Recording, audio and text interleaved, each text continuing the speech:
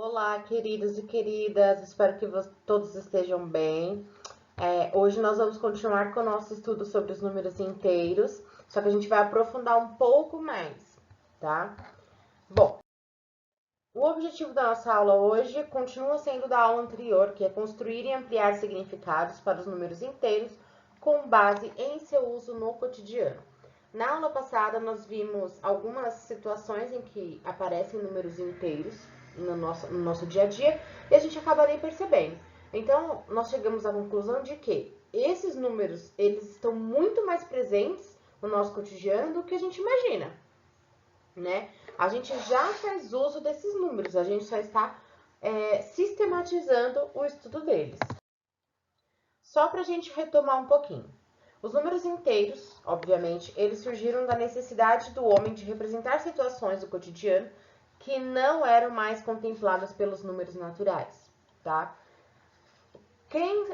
Qual é o conjunto dos números inteiros? Ele é formado pelos números negativos, que ficam à esquerda do zero, esses aqui, pelos números positivos, que ficam à direita do zero, que são esses aqui, e pelo zero.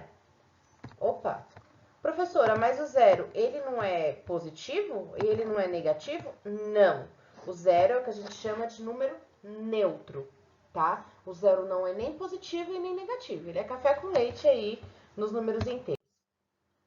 Bom, hoje nós vamos estudar 3 tópicos muito importantes dos números inteiros que faz a gente entendê-los, compreender um pouco como eles funcionam, tá? O primeiro tópico é a ordem nos números inteiros.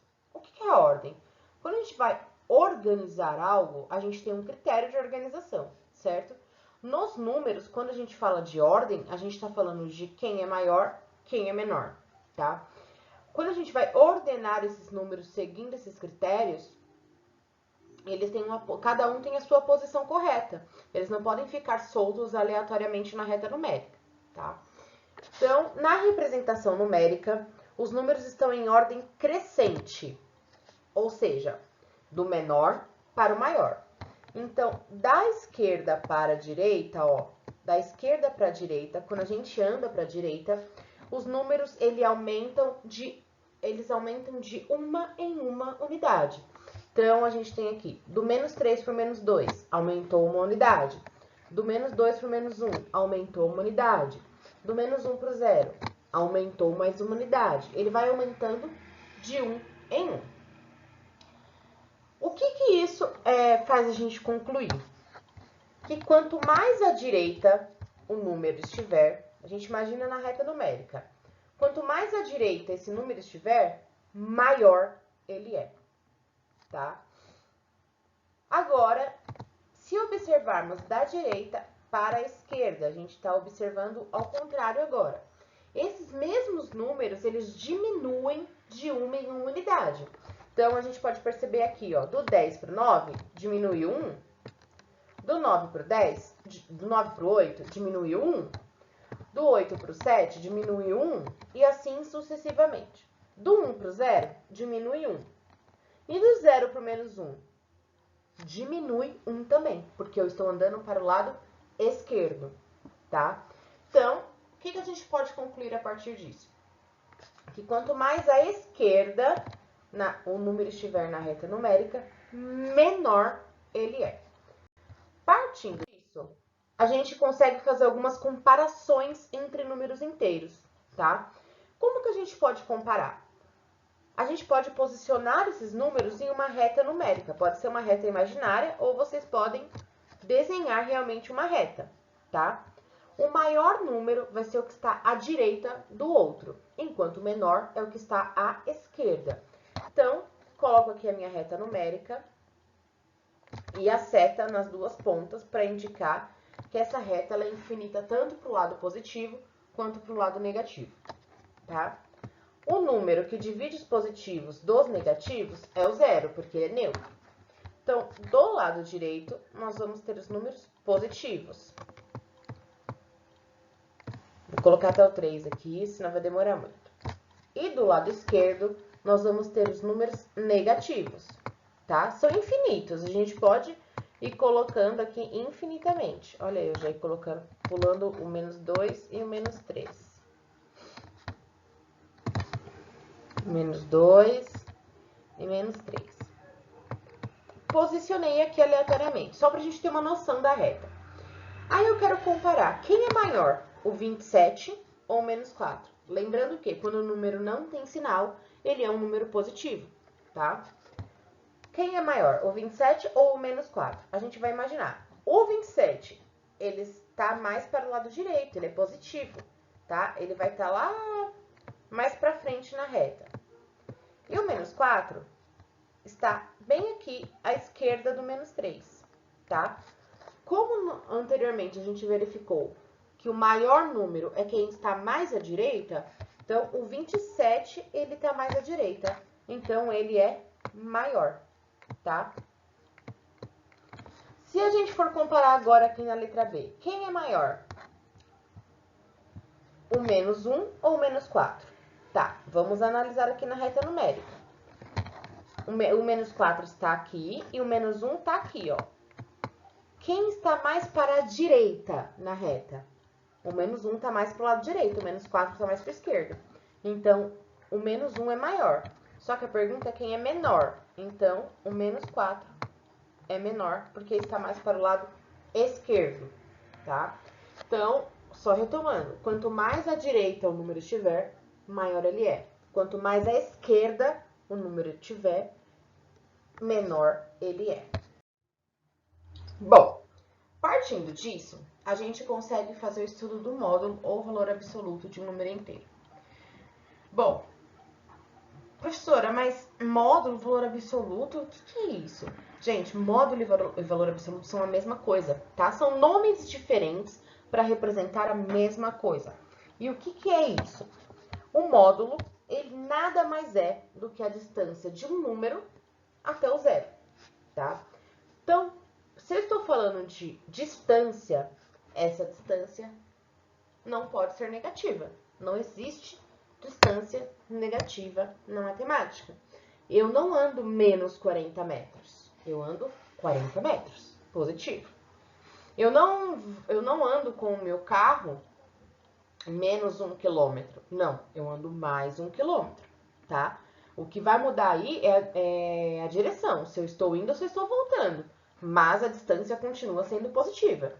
E no módulo, como eu estou falando da distância do número até o zero, eu sempre vou ter um valor positivo, tá? Então, se eu pergunto para vocês, qual é o módulo de 2? Bom, o módulo de 2 é a distância do 2 até o zero. Quantas unidades eu pulo do 2 até chegar no zero? Então, eu venho aqui, 1 unidade, 2 unidades. Então, o módulo de 2 é 2 positivo. Se eu pergunto qual é o módulo de menos 3, eu vou ver quantas unidades eu pulo do menos 3 até o zero. Então, 1 unidade, 2 unidades, 3 unidades. Então, o módulo de menos 3 também é 3. Então, na verdade, o que a gente está fazendo? Qual é a distância do menos 3 até o zero? É 3. 3 positivo. Eu ando 3 unidades, tá?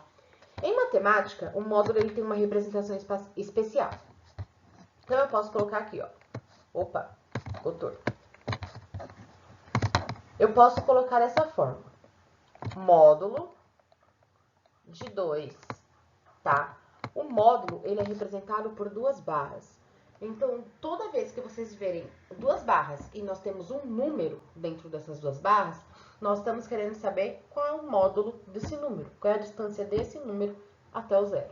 Então, o módulo de 2 é 2, porque eu ando 2 unidades até chegar no zero. Se eu quiser saber o módulo de menos 2, eu vou colocar o menos 2 dentro das 2 barras, tá? Módulo de menos 2. Do menos 2 até o zero, quantas unidades eu ando? 1 unidade, 2 unidades. Então, o módulo de menos 2 também é 2, tá? Se eu quiser saber o módulo de menos 15, quantas unidades eu pulo do menos 15 até o zero? Horas, eu pulo 15 unidades, a distância é 15 unidades, tá? O módulo de mais 19. Lembra que o positivo não é obrigatório ter sinal, mas eu vou colocar aqui no cantinho. O módulo de mais 19 é 19. Eu ando do 19 até o 0, eu caminho 12 unidades, tá? O que vai mudar é a direção, se eu tô indo para a direita ou para a esquerda. Mas a distância continua sendo positiva. Professora, nesse caso aqui, a senhora fez módulo de 2 e um módulo de menos 2, e ambos deram 2 positivo. Por quê? Tá. O que acontece, gente? Do 2 até o 0, eu ando 2 unidades. Do menos 2 até o 0, eu também ando 2 unidades. Por quê? Porque os números que têm o mesmo módulo, eles têm uma condição especial. Nós chamamos eles de números opostos ou simétricos. Então, se eu pergunto para vocês, o que é o oposto ou simétrico de um número inteiro? É a distância. Dois números eles vão ser opostos quando eles possuem o mesmo módulo. Ou seja, quando eles tiverem a mesma distância até o 0. Nossa, isso só funciona com menos 2 e com mais 2? Não. Ó, vamos ver um módulo, vamos ver o 4.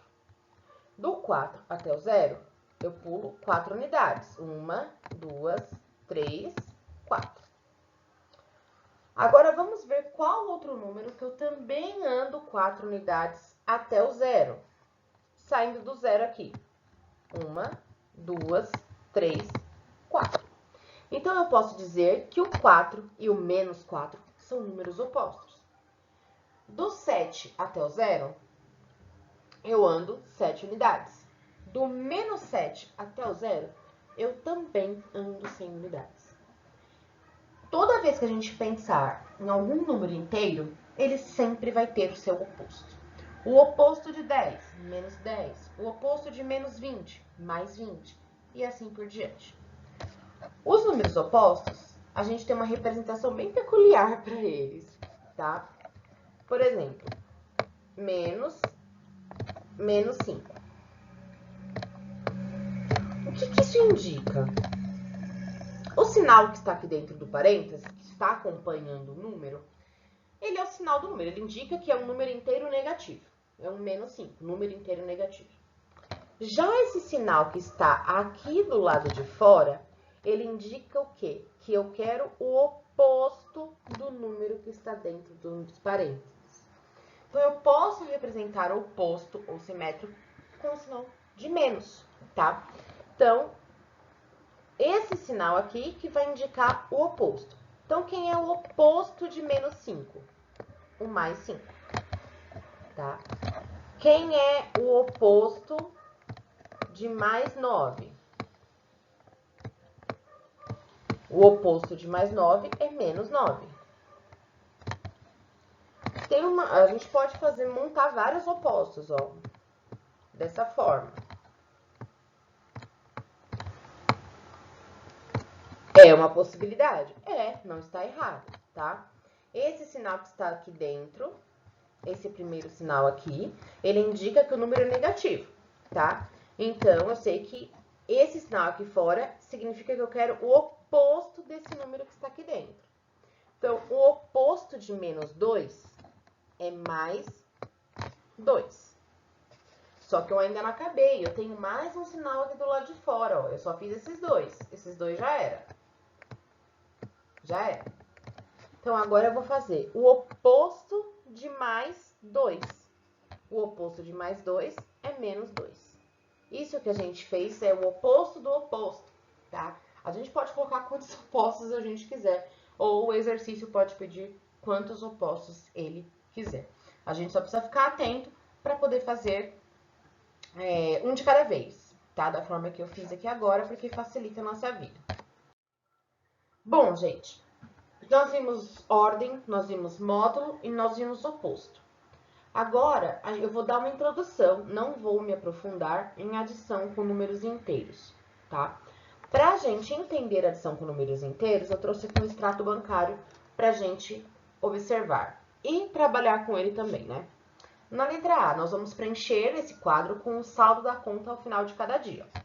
Então, no dia 20 do 4, eu tinha um saldo de R$ 750. No dia 21/4, eu fiz um depósito de R$250. Se eu fiz um depósito, eu tenho um crédito a mais. Então, eu vou fazer 750 mais 250, porque 750 eu já tinha na conta. Eu só coloquei mais 250.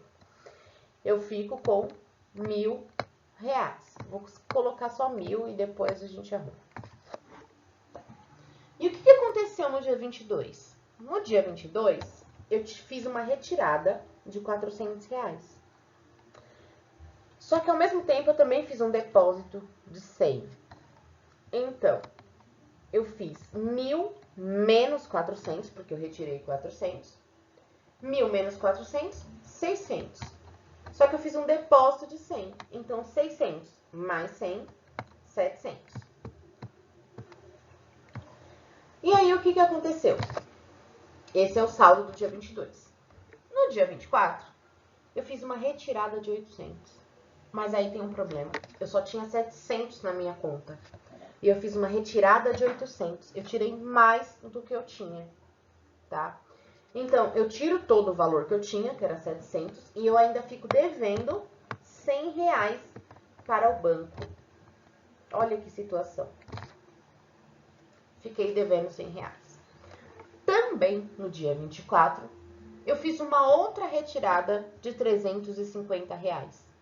Então, eu estava devendo R$100, fui lá e retirei mais 350. Eu fiquei devendo mais para o banco. Então, eu fiquei devendo R$450. Tá? Aí, nós temos duas perguntinhas aqui para responder.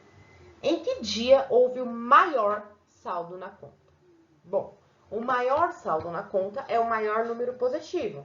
Então, foi no dia 21/4 com R$1.000, tá? No dia 21/4.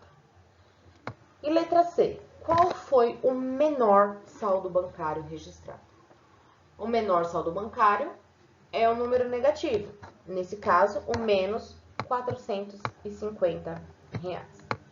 Isso que nós acabamos de fazer aqui na tabela foi uma adição com números inteiros. Só que nós estamos tão habituados com eles no nosso dia a dia que a gente nem percebe que a gente fez uma adição, né? Bom, nós temos dois casos de adição. O primeiro é quando as parcelas têm sinal negativo. Então, a gente vai considerar aqui. Porque o outro, parcelas com sinais positivos, a gente já sabe, né? 10 mais 10, 20. Os dois são positivos. Eu fico com um crédito de 20. Mas vamos considerar essa situação aqui. Considere que uma pessoa fez duas retiradas da conta corrente. Ela fez uma retirada de 100, vou representar aqui, ó. Ela fez uma retirada de 100, então eu estou representando como um número negativo. E aí, quando foi mais tarde, ela fez outra retirada de 40. Então, olha só o que aconteceu. Vamos supor que a conta dela era zero, ela não tinha nada na conta, o saldo dela era zero. E ela fez uma retirada de R$100 e outra retirada de 40. Ou seja, ela fez duas dívidas que eu posso, para eu saber qual é o saldo final dessa pessoa, eu vou adicionar essas duas dívidas. Eu vou juntar a dívida de 100 com a dívida de 40. Por isso que a gente utiliza a adição, tá? Assim a gente descobre o saldo no final do dia. Então, uma dívida de 100 com uma dívida de 40, essa pessoa fica com uma dívida de R$140. Atenção para o seguinte, o que a gente pode concluir a partir disso? Quando a gente faz uma adição com dois números negativos, o resultado dessa adição vai ser um número negativo, tá? Se eu tenho uma dívida, e aí eu vou lá e faço outra dívida, eu não vou ter um crédito no final, eu vou ter duas dívidas. Eu posso juntar essas duas dívidas e fazer uma dívida só. Então, uma dívida maior no caso, né? Então, uma dívida de 100 com uma dívida de 40, uma dívida de 140. Por isso que o resultado também é negativo. A outra situação é uma adição com números inteiros, só que com parcelas com sinais diferentes. Olha só. A pessoa ela fez uma retirada de R$140. Então, menos R$140. Só que quando foi no mesmo dia mais tarde, ela fez um depósito de R$90. Um depósito é um crédito, tá? Então, olha só, ela retirou 140 e depositou 90. A gente vai unir essas duas situações, nós vamos juntar.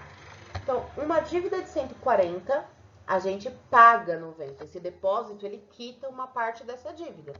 Então, na verdade, a gente fica com uma dívida menor, uma dívida de R$50.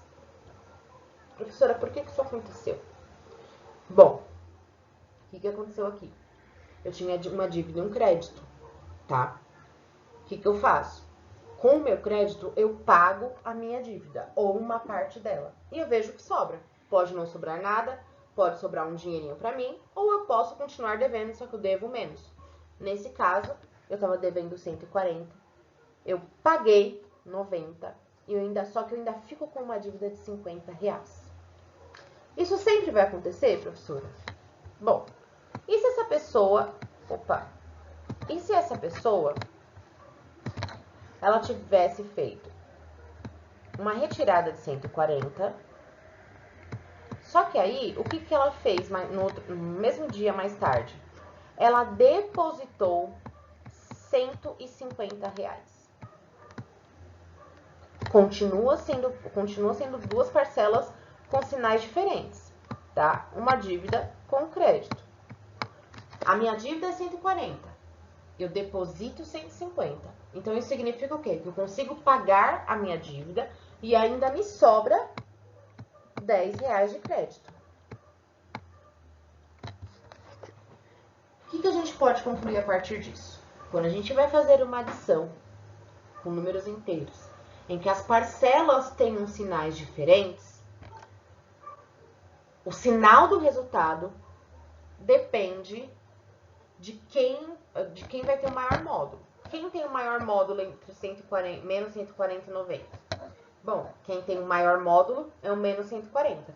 Então, o meu sinal vai ser negativo, tá? Quem tem o maior módulo entre menos 140 e mais 150? É o mais 150. Então, meu resultado vai ser positivo, tá? Eu tenho que analisar o que é maior, minha dívida ou meu crédito? O que for maior, nesse caso, vai ser o sinal do resultado. Parece confuso, mas não é. É só a gente encarar os números inteiros como dívida e crédito, tá? Que aí facilita bastante. Bom, por hoje é só. Bom estudo para vocês e até mais.